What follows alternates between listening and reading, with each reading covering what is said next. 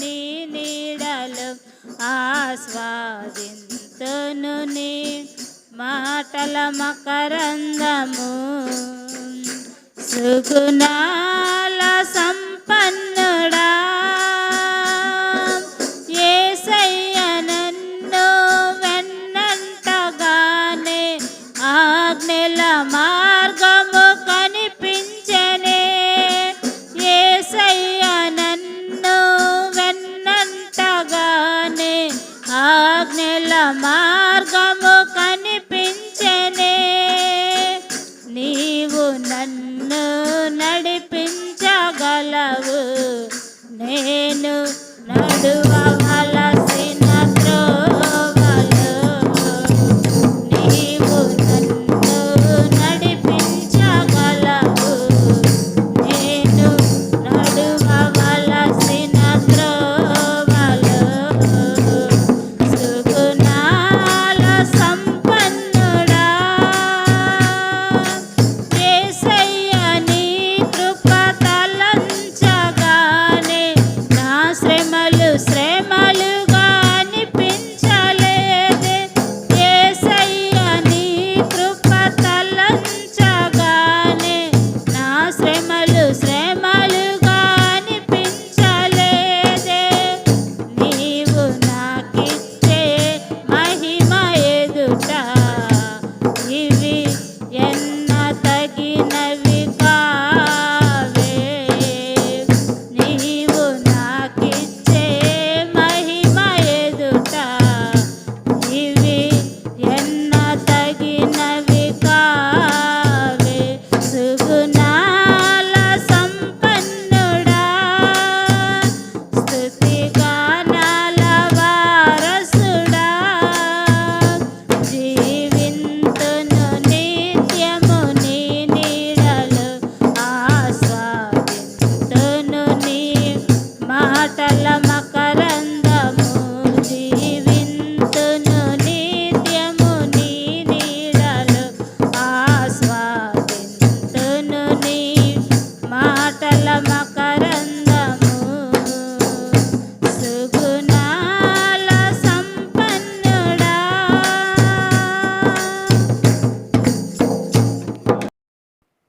వాక్యం వింటున్న మీ అందరికీ మరొకసారి ప్రత్యేకమైన ధన్యవాదాలు తెలియజేస్తున్నాను. దేవుడు మిమ్మల్ని దీవించును గాక.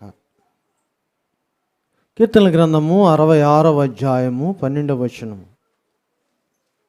కీర్తనల గ్రంథము 66వ అధ్యాయము 12వ వచనం. The book of Psalms chapter 66 verses 12. నరులు మా నెత్తి మీద ఎక్కున్నట్లు చేసితివి, మేము నిప్పులలోనూ నీళ్లలోనూ పడితిమి, అయినను నీవు సమృద్ధి గల చోటికి మమ్ము రప్పించి ఉన్నావు. దేవుడు తన పరిశుద్ధ వాక్యము ద్వారా మనల్ని బలపరచును గాక.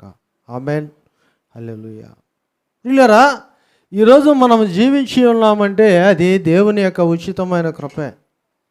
ఈ మాసం అంతా మనల్ని కాచి కాపాడాడంటే, చివరి పునరుద్ధాన దినానికి వచ్చామంటే అది దేవుడిచ్చిన ఆశీర్వాద గడియే.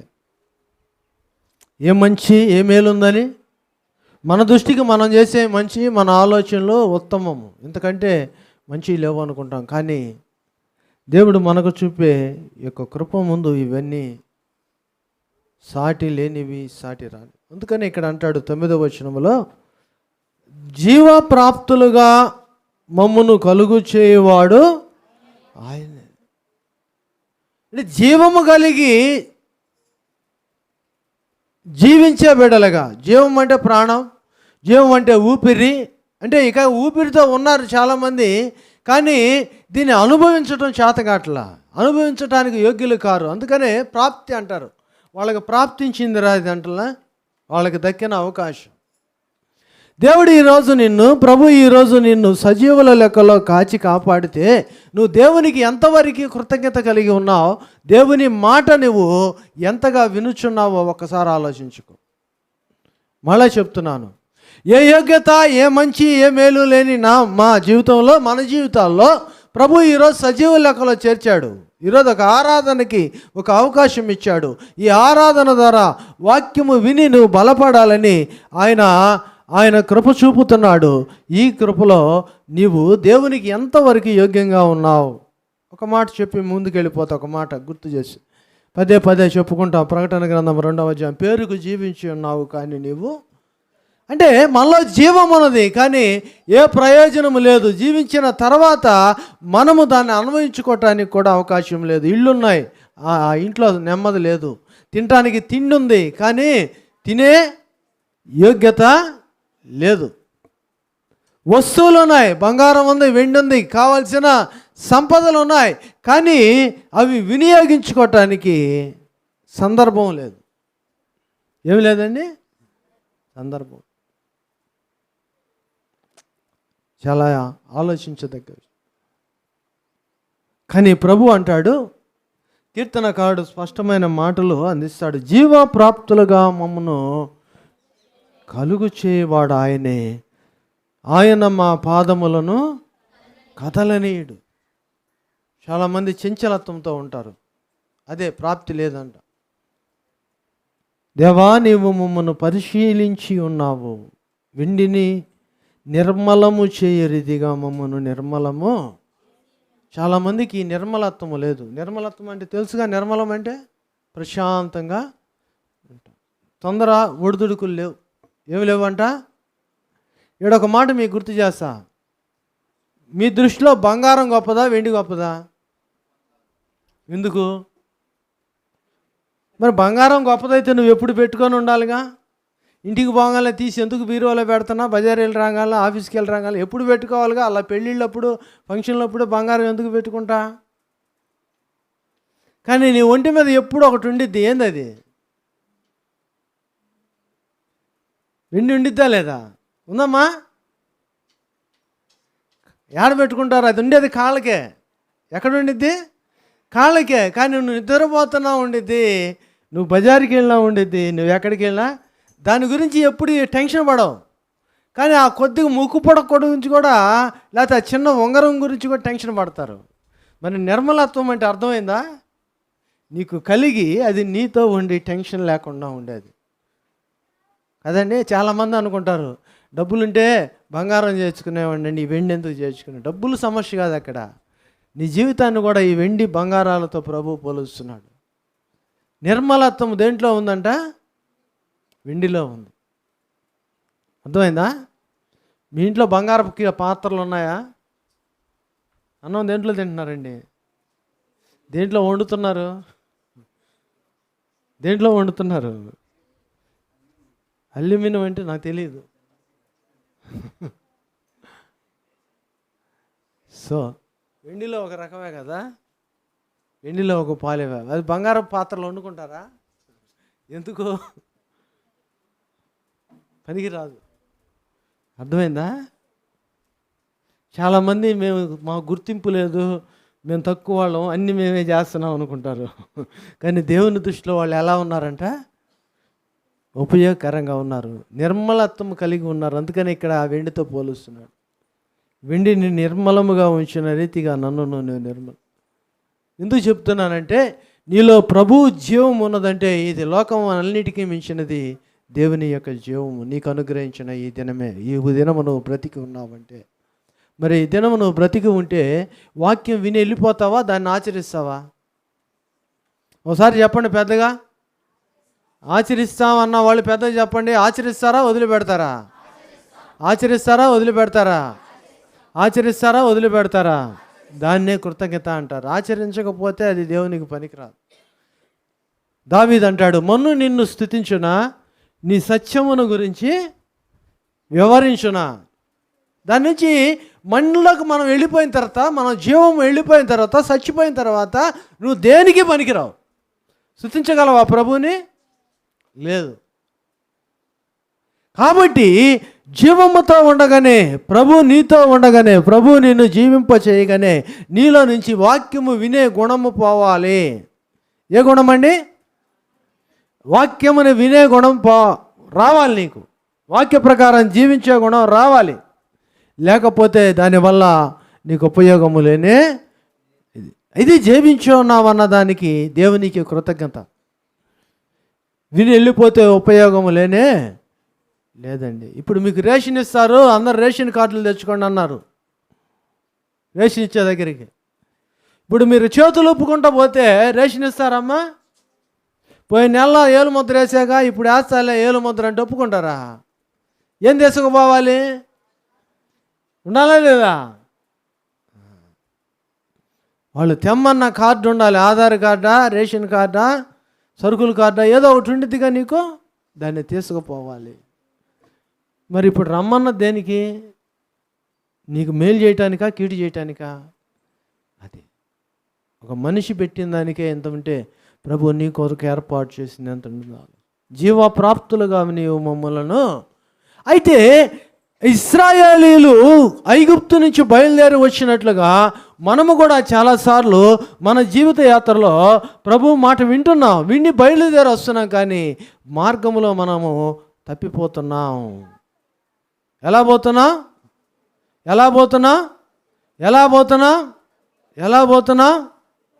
భాగ్యమ్మా బాసిపెట్టి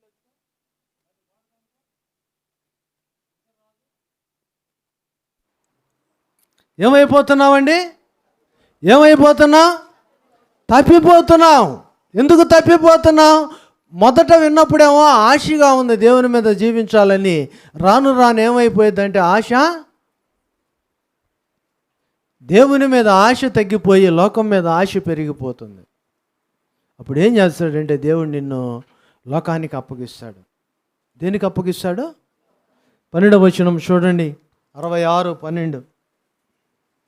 చెప్పండి ఈ మాట, అందరు చెప్పండి. నరులు మా నెత్తి మీద ఎక్కినట్లు చేసేదవు.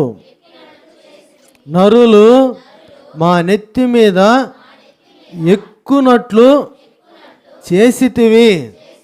మేము నిప్పులలోను నీళ్లలోనూ పడితిమి, అయినను నీవు సమృద్ధి గల చోటికి మమ్మును రప్పించి ఉన్నావు. నరులు అంటే లోకంలో మనుషులందరూ ఎక్కడెక్కారు? ఇప్పుడు ఎక్కడెక్కారండి? నెత్తి మీద ఎక్కటం అంటే నిన్నేం చేస్తున్నారు? ఆడిస్తున్నారు. ఏం పట్టుకొని ఆడిస్తున్నారు? జుట్టు పట్టుకొని ఆడిస్తున్నారు, అణగదొక్కేస్తున్నారంట. ఎవరు తప్పు? నీ తప్పా లేకపోతే వాళ్ళ తప్పా? నీ తప్పు. ఎందుకు దేవుని మాటిని బయలుదేరావు? ఆయన మీద ఆశ పెట్టుకొని బయలుదేరావు. 4 అడుగులు వేయగానే ఆయన వైపు కాకుండా చూపు ఎటొచ్చిందయ్యా అంటే లోకం వైపు వచ్చింది. ఎటొచ్చిందండి? రాత్రే చెప్పినట్టున్నాను కదా, శుక్రవారం చెప్పాను, శనివారం చెప్పాను, గురువారం చెప్పాను. ఆశ చదువుకోవాలి, బిడ్డ బాగా చదువుకోవాలని ప్రార్థన, పిల్లలు పుట్టాలని ప్రార్థన, పెళ్ళి కావాలని ప్రార్థన, ఇల్లు కట్టుకోవాలని ప్రార్థన, ఉద్యోగం రావాలని. వచ్చిన తర్వాత పెళ్ళి కుదిరింది. ఎవరు? ప్రభు పద్ధత, లోకం పద్ధత? వాళ్ళ దగ్గరికి వెళ్ళి మంచి రోజు మంచి సమయం వేసుకొని కార్డు తీసుకొస్తారు. పాస్టర్ గారు ప్రార్థన చేయవు. ఏమొచ్చింది? ప్రార్థన చేస్తే ఏమన్నా వచ్చిద్దా? నీ మీద ఎవరున్నారు? ఇప్పుడు లోకం ఉంది. నీ మీద ఎవరున్నారంట? లోకం ఉంది. పిల్లలు పుట్టారు. బొగ్గను సొక్క ఎవరు పెట్టమన్నారు? లోకం పెట్టమన్నా, దేవుడు పెట్టమన్నాడా? ఒకవేళ అవసరమైతే బొగ్గను సొక్క దేవుడే పెట్టి పంపించేవాడుగా. పుట్టుమచ్చలు లేవండి మీకు? ఉన్నాయా లేవా? అదే మొఖాన్ని పెద్ద మచ్చ పెట్టి పంపిస్తాడు, ఎట్టుండిద్ది? దేవుడు అందంగానే చేశాడు కానీ, సౌందర్యవంతమే ఇచ్చాడు కానీ, దీన్ని పోగొట్టింది నువ్వు, నీ జేజ. ఎవరు? నువ్వు. నీ బిడ్డకి ఈ అందాన్ని పోగొట్టింది, రూపాన్ని పోగొట్టింది అమ్మ, అబ్బా, జేజమ్మ. అందుకని వీళ్ళు తాగొచ్చి పెద్ద అయిన తర్వాత తాగొచ్చి వాళ్ళని అందుంటారు. తాగుబోతం చేసింది కూడా వీళ్ళే. పిల్లలను పనికి మాలిన దానిగా 13 సంవత్సరాలకి పెళ్లి చేశారు కదా. ఎవరు అనుభవించాలి ఇది? దేవుడి దయ వాళ్ళు ఇప్పుడు ఎవరు చేయట్లేదులే. బాల్య వివాహాలు నేనే ఫోన్ చేసి చెప్తా, పలానా చోట జరుగుతుంది పోండి అని.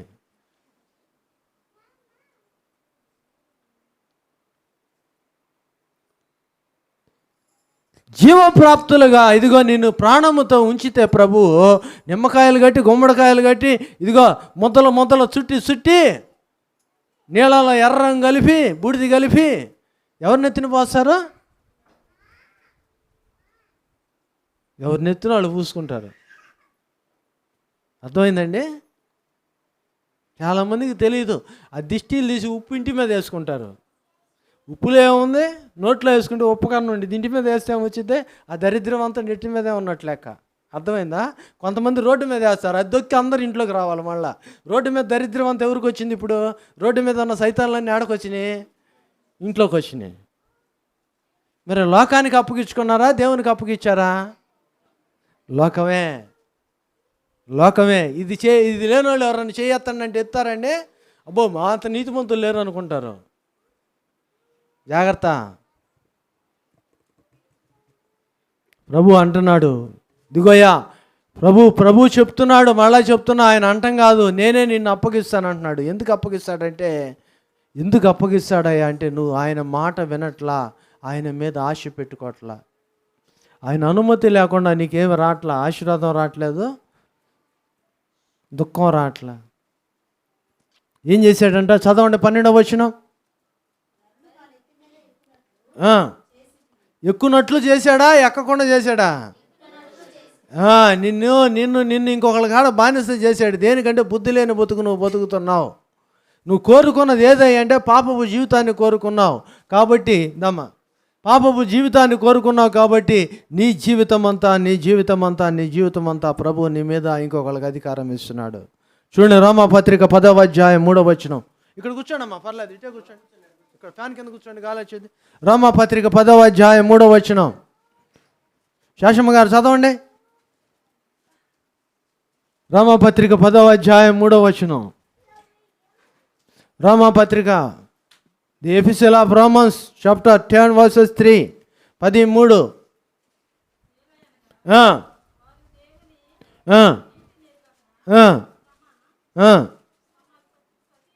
వారు దేవుని నీతిని ఎరుగక తమ స్వనీతిని స్థాపింపబూనుకున్నారు.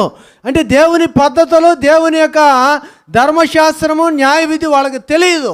వాళ్ళ దగ్గరికి ఎవరు పోమన్నారు నిన్ను? నేను బాగాలేదండి, మా ఇంటి పక్కన వాళ్ళు పోయారంటారు చాలామంది. మా చుట్టాలు పోయి కనుక్కొని వచ్చారని చెప్తారు. ఏందది? దీన్ని తీసుకొచ్చి ఎక్కడ రుద్దాలి? నీ మీద రుద్దాలి, నువ్వు చేయాలి. మరి పాపం నీ మీద ఉందా, వాళ్ళ మీద ఉందా? వారు దేవుని నీతిని ఎరుగక తమ స్వనీతిని పూనుకున్నారు, స్థాపించేశారంటాడు. అర్థమైందా? నువ్వు చేసే ప్రతి పని దేవుడు నిన్నే అప్పగించాడు. ఎందుకు అప్పగించాడు? అయితే నువ్వు ఆయనకి ఇష్టరాలు అయితే, నువ్వు ఆయనకి ఇష్టంగా ఉంటే అప్పగించేవాడు కాదు. నీ మనస్సు నిండా ఎవరున్నారంటే ఐగుప్తుల నుంచి, కష్టాల్లో నుంచి, ఇరుకుల్లో నుంచి, ఇబ్బందుల నుంచి బయలుదేరేటప్పుడేమో ప్రభు ఉన్నాడు. 4 అడుగులు వేసిన తర్వాత మారిపోయి లోకం వైపు చూస్తున్నారు. దేని వైపు చూస్తున్నారండి? దేని వైపు చూస్తున్నారు?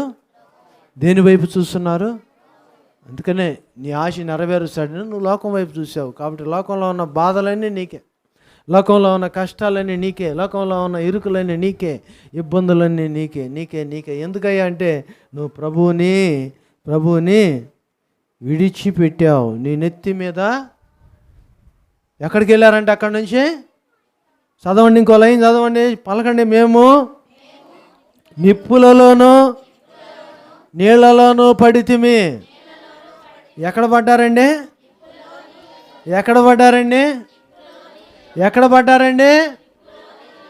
ఎవరు దోశారు? నువ్వు నమ్ముకున్న వాళ్ళే దోశారు. ఎవరి దగ్గరికి అయితే పోయావో ఎడకు దోశారంట. అక్కడ అగ్ని ఆరదు.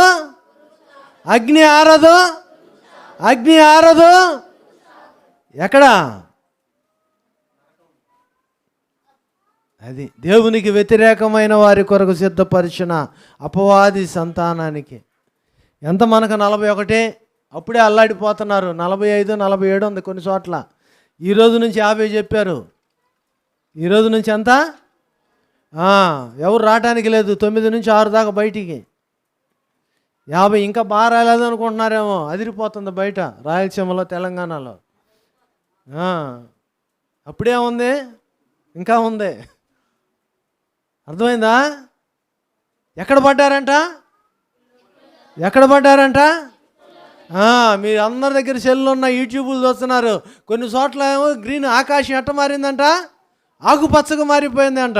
కొన్ని చోట్లేమో ఎర్రగా మారిపోయిందంట. కొన్ని చోట్ల ఎక్కడ మారిపోయింది, ఆరెంజ్ రంగులో, నారంజికాయ రంగు మారిపోయింది. ఏంది అది? ఆకాశమే. సూచక్రియలు జరుగుతున్నాయి లేవా? ఒక చోట ఏమో వరదలు వస్తున్నాయి. ఎక్కడ వస్తున్నాయి వరదలు?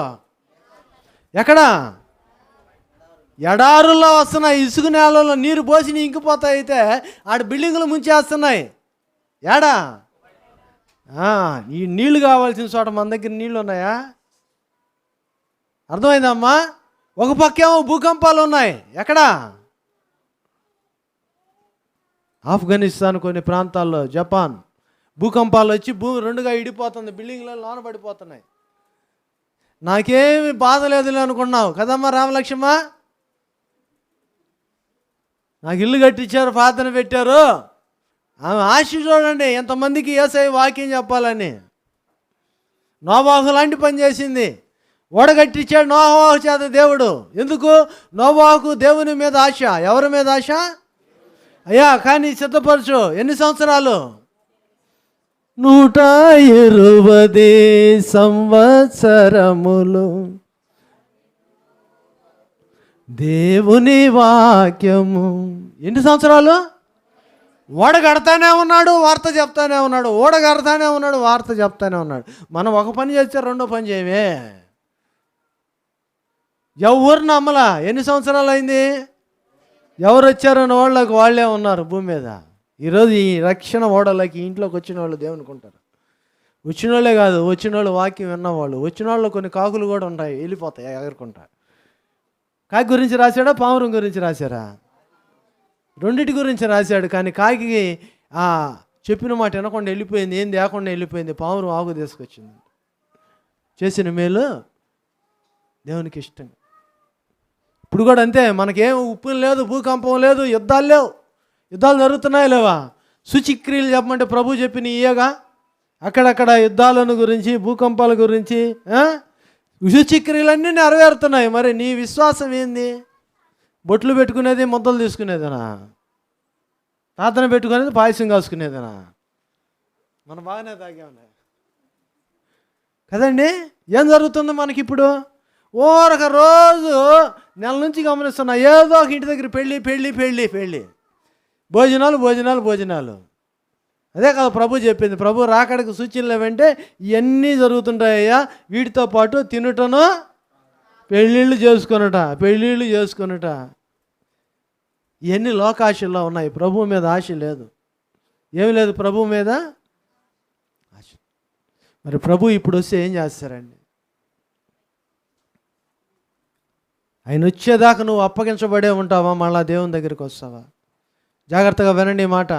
అమ్మా ఎవరన్నా నీళ్ళు ఇవ్వండి. ఆయన ఒకసారి, ఇద్దరే, అందరు కాదు, ఇద్దరు లేచి నీళ్ళు ఇవ్వండి. బాటిల్ 2 తీసుకుపో. ఒకసారి ఎందుకు? ఏం చెప్పాడు ప్రభు? నేను అప్పగించానని చెప్పాడు. ఎందుకు అప్పగించాడంట? నీలో మార్పు రావాలి. నీ పద్ధతి బాగలా. ఎంతకాలం ఇలా ఉంటా? ఎక్కడికి అప్పగించాడు నిన్ను? అగ్నిలోకి. దీన్ని ఏమంటారు? సంవత్సరాలు విన్నారు కదా, ఏమంటారు దీన్ని? ఏమంటారండి? రండి మత్తయి సువార్త 17కి. మత్తయి సువార్త 17వ అధ్యాయం. ఒక ఆయన వచ్చాడు, యేసయ్య దగ్గరికి వచ్చాడు. చదవండి, మీరే చదవండి 14 నుంచి. మత్తయి సువార్త 17, 14 నుంచి. గదిలో ఇచ్చిరా.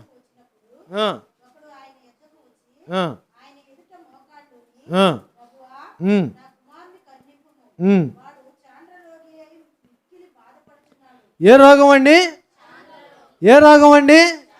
ఎవరు వచ్చారు? తండ్రి వచ్చాడా, కొడుకు వచ్చాడా? ఎట్టా వచ్చాడు?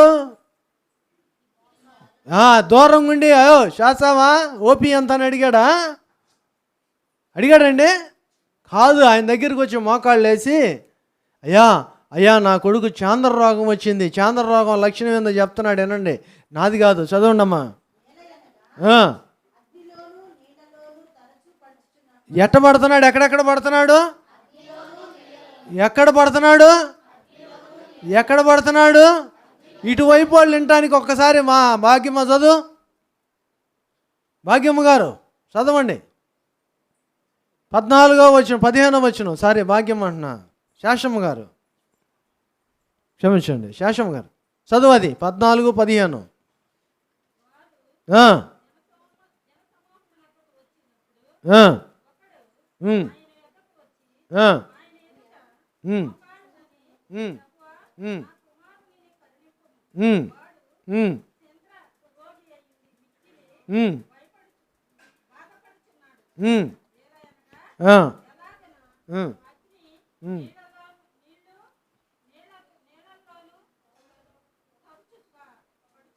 ఎట్ట పడుతున్నాడండి? ఎక్కడ పడుతున్నాడు?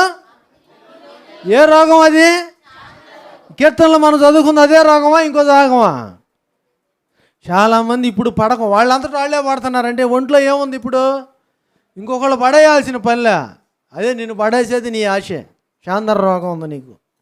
తరచు మనుషులేమో నిల్చొని బాగానే ఉన్నారు, మాటలు చెప్తున్నారు, పనులు చేస్తున్నారు, పనికి పోతున్నారు, డబ్బులు తెచ్చుకుంటున్నారు, కానీ ఏ రోగం ఉంది? ఏ రోగం ఉంది? ఏ రోగం ఉంది? ఏ రోగం ఉంది? నీవు పాపి రోగివన్నా ఉందా లేదా నీకు పాపం? చాలామంది మంటల్లోకి వెళ్తున్నారు, బతికుంటున్నారు, కానీ ఇంట్లోకి వచ్చి ఎట్టుంది కోపం. పక్కన వాళ్ళతో మాట్లాడితే ఏమొస్తుంది? కోపం వస్తుంది. ఊరకూరకు బీపీ పెరుగుతుంది అంటారు. బీపీ కాదు పెరుగుతుంది. ఏం పెరుగుతుంది? కోపం పెరుగుతుంది. మంట మండిపోతుంది వాళ్ళు ముఖం చూడంగానే. అయ్యా ఇదే మాట అంటారు, నా ముఖం చూస్తే నీకు వస్తుంది అయ్యా అని. అంట్లా మీ ఇంట్లో ఎవరిని? అది అర్థమైందండి. చాలామంది దేవుని మాట వినకపోతే వచ్చే ఈ సమస్యనే చాంద్రరోగం అంటారు. ఎందుకు వస్తుంది అంటే నీ ఆశ ఆర్థికం మీద ఉందా? నీ ఆశ లోకపరమైన లోకానుసారమైన జీవితం మీద ఉందా? నీ యొక్క ఆశ కూరుకుపోయిన స్థితిలో ఉందా? ఎక్కడ? పాపములో కూరుకుపోయింది. పాపములో కూరుకుపోయింది. పాపములో చాంద్రరోగం అంటే ఇది. యేసయ్య దగ్గరికి తీసుకొచ్చి ఆ తండ్రి, అయ్యా నా కొడుకు ఊరకనే, నేను దొయ్యట్లేదు కానీ అతనే పడిపోతున్నాడు, నీళ్ళల్లో బాధపడిపోతున్నాడు అయ్యా, నీ శిష్యుల దగ్గరికి తెచ్చాను, వాళ్ళు చేయలేకపోయారయ్యా, నువ్వేమన్నా చెయ్యి అంటే ప్రభు అంటాడు స్వస్థపరిచాడు. హల్లెలూయా. ఎవరి దగ్గరికి వస్తే స్వస్థపరిచాడు? శిష్యుల దగ్గరికా, యేసయ్య దగ్గరికా? నువ్వెవరి దగ్గరికి పోతున్నా? ఏ దగ్గరికి? మరి యేసయ్య పోలిక ఒకటి కూడా లేదే, యేసయ్య పనులు ఒకటి లేవే.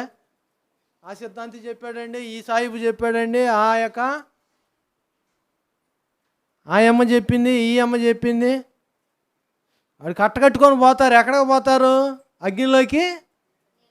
మరి నువ్వు ఎడకు పోతా? చెరువులో పడి దాకుండా ఉంటా. అగ్నిలోకి నీళ్ళలోకి పోవటం అంటే ఎవడన్నా చచ్చాడండి, చచ్చిపోయిన వాళ్ళని పారేసి వచ్చిన తర్వాత ఏం చేస్తారు? నేరుగా ఇంటికి వెళ్తారా, నీళ్ళ దగ్గరికి వెళ్తారా? ఎప్పుడు సాగు ముఖం వేసుకొని జీవిస్తావు. అది అర్థమైందా? ఎత్తుక్కుంటావు ఏడున్నాయి నీళ్ళు అంటే ఊరకొరకు మరణమే నీకు గుర్తొచ్చింది. అన్నిట్లో ఆరోగ్యపరంగా, ఆర్థిక పరంగా అన్నిట్లో సచ్చిన స్థితిలోనే ఉంటావు, ఇంకొకళ్ళ మీద ఆధారపడే ఉంటావు కదండి. అందుకని చెప్తాడు, ఎవడని చస్తే పోయి సముద్రానికి మునిగిరా అంటారు. సముద్రంలో బంగారం ఉందా? ఏమున్నాయి? నీళ్ళు ఉన్నాయా? బంగారం ఉందా? ఏడకు పోయావు ఇప్పుడు? ఏ రోగం నీది ఇప్పుడు? ఏ రోగం? అబ్బా గుర్తుపెట్టుకోండి ఇదే మాట. ఏ రోగం? ఏ రోగం? ఏ రోగం? ఏ రోగం? శవాన్ని బారేసి వచ్చిన తర్వాత ఏం చూడాలి? ఏడకపోతున్నావు? ఫ్యాషన్ పెరిగిపోయింది. కట్లు పెట్టుకోండి, ఇప్పుడు లైట్ వేసి పెడుతున్నారు. పోలా గుర్తు చేస్తూనే ఉంది. ఏడకపోతున్నావు? దీపం కాదు, నిప్పులో తరచు వెంటనే వెళ్ళిపోతున్నాడు. ఎక్కడికి వెళ్తున్నాడు? చావు దగ్గరికి వెళ్తున్నారు. యేసయ్య పొమ్మని చెప్పాడా? నేను జీవాన్ని ఇస్తానయ్యా, నా దగ్గరికి వచ్చేవాడు ఎంత మాత్రమును మరణించడు, జీవములోనే ఉంటాడంటే సారికి ఏడకపోతున్నావు అయ్యా అంటే మరణాన్ని దగ్గరికి పో. లోకం మీద ఆశ. దేని మీద ఆశ అండి? దేని మీద ఆశ? లోకం మీద. వచ్చాడు ఈయన, నా కొడుకు చాంద్రరోగి అయిపోయాడు అయ్యా అంటే ప్రభు ఆయన్ని స్వస్థపరిచాడు. శిష్యులు వచ్చి అడుగుతున్నారు, ఇప్పుడు మేము ఎందుకు చేయలేకపోయామంటే, మీకు చేయాలని ఆశ ఉంది కానీ ఏముందండి, చేయాలని ఆశ ఉంది కానీ పరిపూర్ణమైన విశ్వాసం లేదు. వింటున్నారు, వినేదాకా వింటారు కానీ పోయేటప్పుడు మటుకి నీ ఇష్ట ప్రకారం నువ్వు వెళ్తున్నావు, జీవిస్తున్నావు. మరి నీ ద్వారా దేవునికి మహిమ లేదు. అందుకని నిన్ను అప్పగించాడండి. దేనికి అప్పగించాడయ్యా అంటే,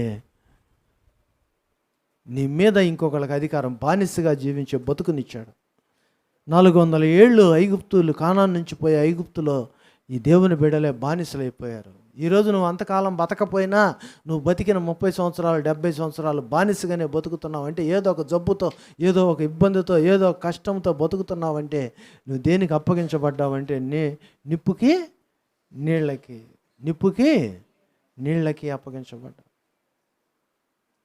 తరచు ఒక కష్టం మీద ఒక కష్టం మీద ఎందుకు వస్తుంది అంటే, చాలామంది ఈ కష్టాలు లేవు, మేము బాగానే ఉన్నాం, పాప పనులన్నీ బాగా చేస్తున్నాయి అనుకుంటున్నారు. మళ్ళా చెప్తున్నా, పోయిన ఆదివారమే చెప్పా, ఒక పిచ్చి మొక్కను లాగేటప్పుడు చుట్టూరు ఉన్న మంచి మొక్కలు కూడా బయటకు వస్తాయిగా. అందుకనే దాన్ని అట్టు వదిలేసి బాగా నీళ్లు పోసిన తర్వాత, నానిన తర్వాత దాన్ని తీస్తారు. నీళ్లు పోసినప్పుడు ఏమది చెట్టు బాగుందలే, భలే చూసుకుంటున్నారు అనుకుంటారు. కానీ ఎందుకు పోస్తున్నారు దానికి నీళ్లు? ఆ పిచ్చి మొక్క లాగాలంటే అది నానాలి. నానబెడుతున్నాడు, నీకేమో నీళ్లు పోయిట్లా. ఏం చేస్తున్నాడు? నానబెడుతున్నాడు. ఏం చేస్తున్నాడండి? ఇప్పుడే విన్నాగా, పొగాకు సెకన్ ఉంటేనే ఇంత బాధపడుతున్నామే. పొగాకు ఏడకపోయిందమ్మా,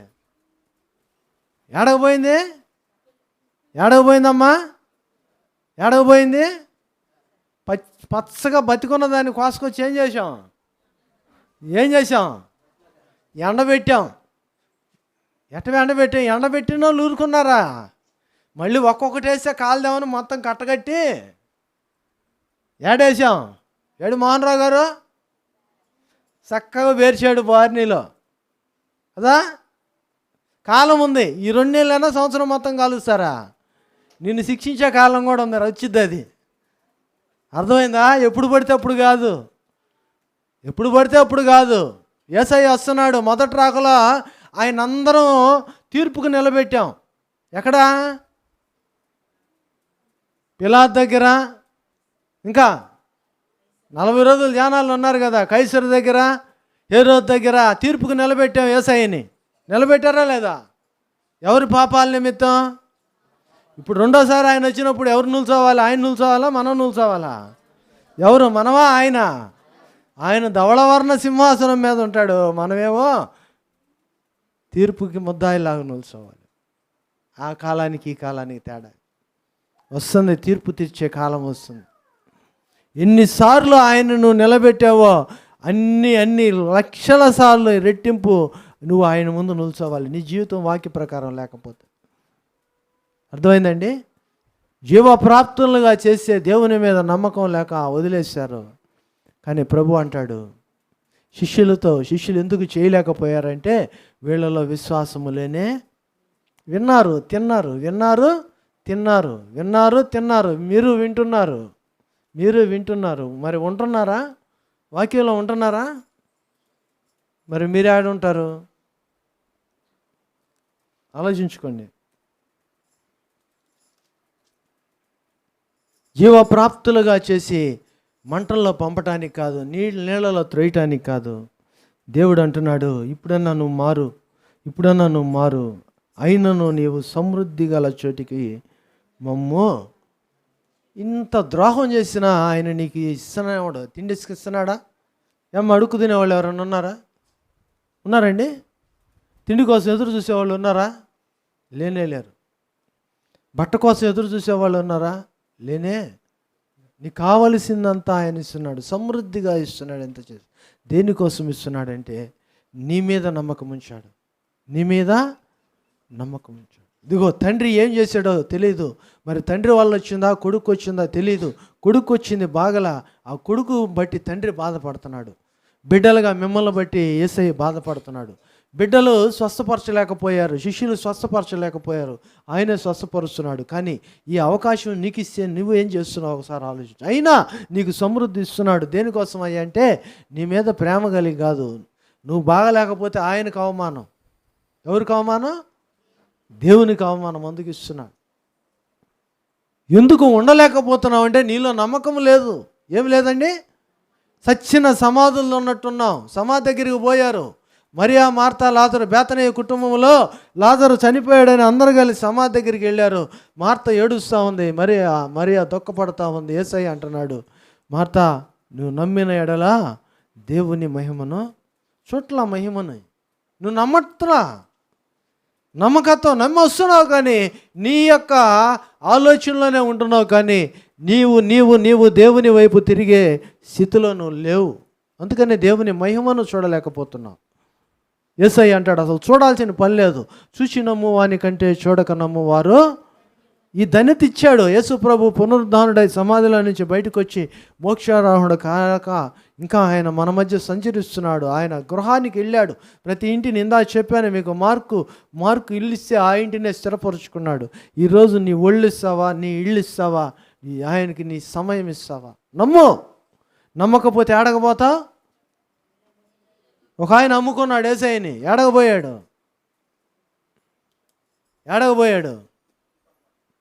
మంట ఎక్కడ ఉండిద్దండి? ఆకాశంలో ఉండిద్దా, కింద ఉండిద్దా? నేల మీద ఉండిద్దా, ఆకాశంలో ఉండిద్దా మంట?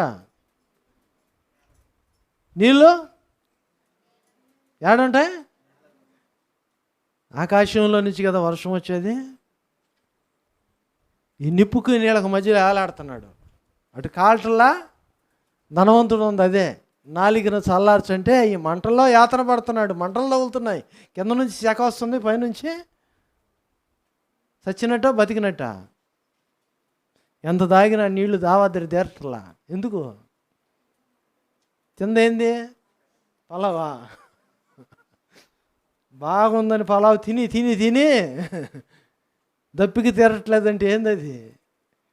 పలావ్ అంటే లోకం అనుకోండి. నేను పలావ్ పెట్టనులే, పెరుగు అన్నమే పెడతా. ఏమండి, ఎక్కడున్నాం మనం ఇప్పుడు? నీళ్ళలో ఉన్నావా, అగ్నిలో ఉన్నావా? నీళ్ళలోనా, మంటల్లోనా? ఆలోచించుకోండి. ఆయన జీవప్రాప్తులుగా చేసింది, మనకు సమృద్ధి దయచేస్తున్నది.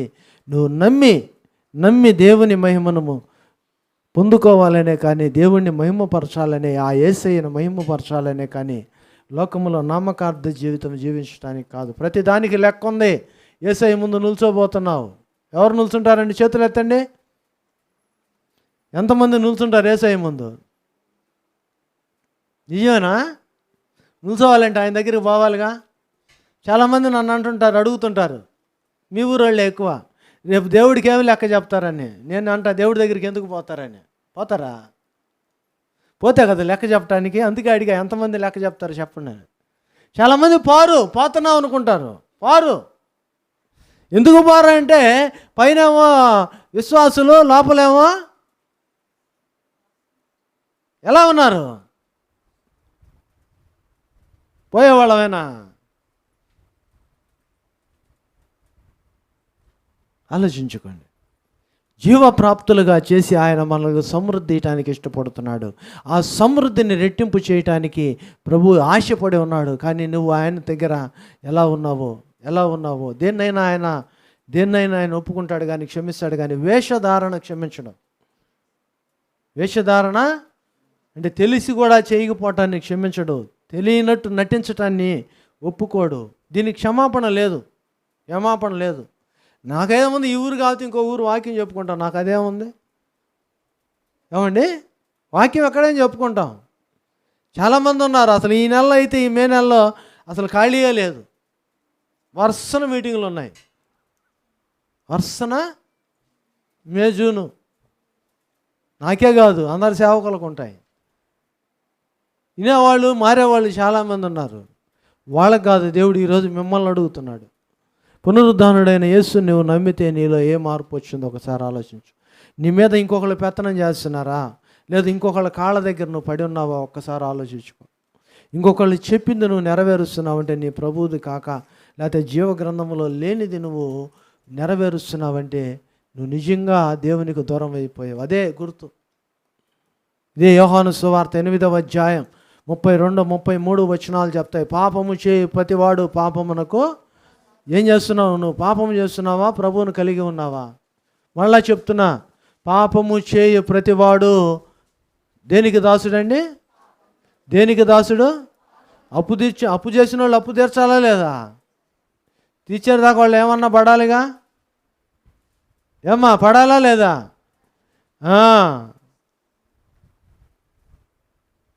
పాపము చేయి ప్రతివాడు.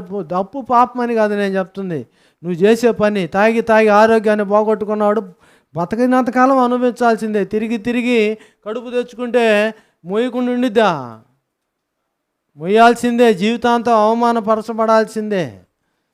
భాష ఇదేంది అనుకోబాకండి, దాంట్లో భావం నీకు ముఖ్యం. భావం ముఖ్యం. నీకు అర్థమయ్యే భాష నేను చెప్తుంది. దాపరికం లేదు, ముసుగులో గుద్దులాట లేదు, దేవుని దగ్గర పనికి రాదు. ప్రభు చెప్పాడా లేదా? ఇంకా పాపం చేయబాకమ్మా అని చెప్పాడా లేదా? లేదమ్మా నువ్వు వాళ్ళ సంగతి నాకు తెలుసా అన్నాడా? వాళ్ళతో నీకెందుకు, నీ పాపం చేయబాక నువ్వు. పాపము చేయు ప్రతివాడు నువ్వు లెక్క చెప్పాలి. బతికినంతకాలం ఏం చెప్పాలి నువ్వు? లెక్క కాదు, సువార్త చెప్పాలి బతికినంతకాలం. నువ్వే మార్గం తప్పితే ఏం చెప్తా ఇతరులకి? ఏం చూపిస్తా నీలో మంచి? అంతే కదమ్మా కోటేశ్వరమ్మ గారు? నువ్వు బతికావంటే నీలో ఏం చూడాలంట? మంచి చూడాలి, యేసయ్యను చూడాలి. బతికినంతకాలం సువార్త చెప్పాలి. చచ్చిపోయిన తర్వాత ఏం చెప్పాలి?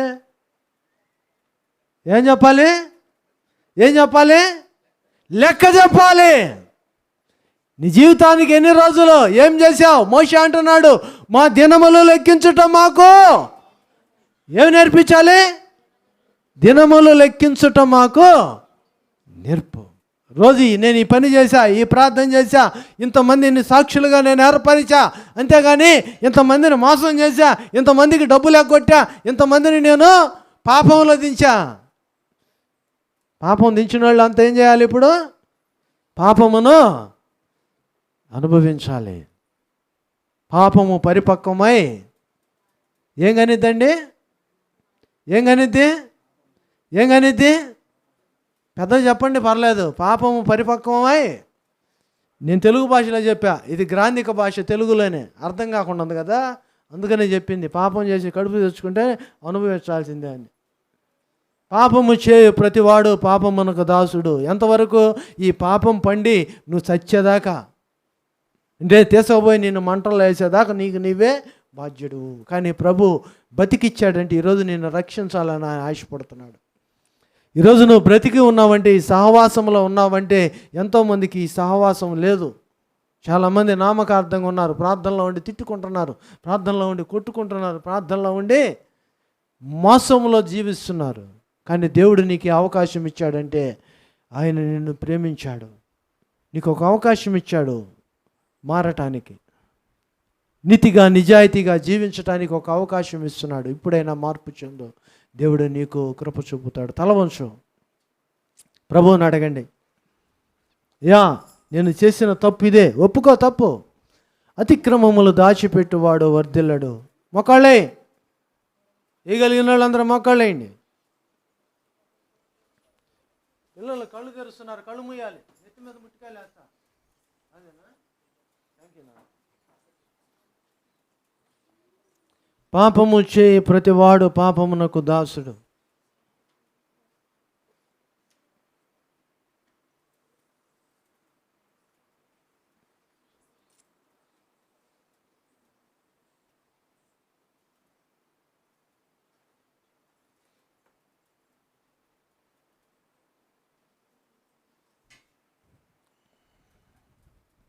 దేవుడు నీకు సమృద్ధినిచ్చాడు, కానీ సమృద్ధిని పోగొట్టుకున్నావు.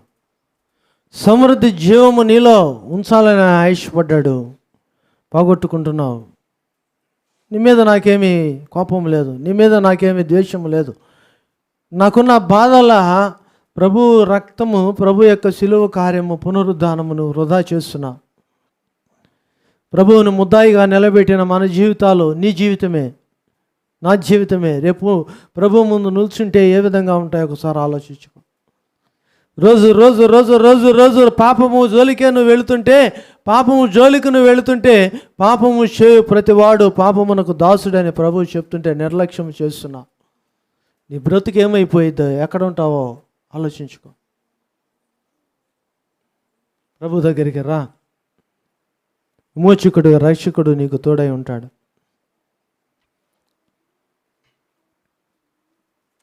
ప్రభువుని అడుగు, ప్రభు కృప చూపుతాడు. ప్రభువుని అడుగు, ప్రభు కృప చూపుతాడు. ప్రభువును కలిగి ఉండు, ప్రభువు నిన్ను దీవిస్తాడు. ప్రేమగల తండ్రి, కృపగల దేవా, సమృద్ధిని కలుగు చేయటానికి, నీ నిత్య జీవమును అనుగ్రహించటానికి మీరు మా కొరకు మరణించారు తండ్రి. మీ మరణ పునరుద్ధానములతో నాయన జీవించవలసిన మేము లోకులపై ఆధారపడి వారి పెత్తనము కిందకి వెళ్ళిపోతున్నాం. వాళ్ళ మాటలు, వాళ్ళ ఆచారాలు, వారి యొక్క పద్ధతులు మేము చేస్తున్నామంటే మేము మరణానికి అప్పగించబడ్డాం.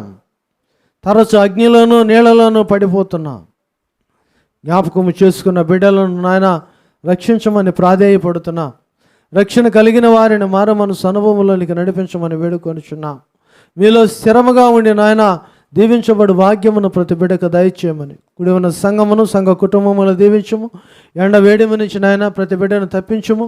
వారి యొక్క పనులు నాయన అపాయకర స్థితిలోనే ఉన్నాయి, కానీ జీవనోపాధి అదే ఉండగా నాయన రక్షించి చల్లని వాతావరణమును దయచేయం. అలాగే నాయన ఎండ వేడి మీకు ప్రాణాలు కోల్పోకుండా నాయన ప్రజను మీరు రక్షించమని వేడుకొనుచున్నాం. నాయన ఈ దినము కూడి ఉన్న బిడ్డలను నాయన ఆశపడి రాలేకపోయిన వారిని మీరు దర్శించము. నాయన త్వరితగతిగా నూతన మందిర ఆలయమును నాయన సిద్ధపరచమని వేడుకొనుచున్నాం. వేలుతో ఆశీర్వదించమని, మీ కృపాక్షేమమును అందించమని నజరేయుడా నాయన మీ యొక్క సమృద్ధి జీవము మాలో విస్తరింప చేసి ఆశీర్వదించమని యేసుక్రీస్తు నామమును అడిగి వేడుచున్నాము తండ్రి. దేవుడు మిమ్మల్ని దీవించును గాక.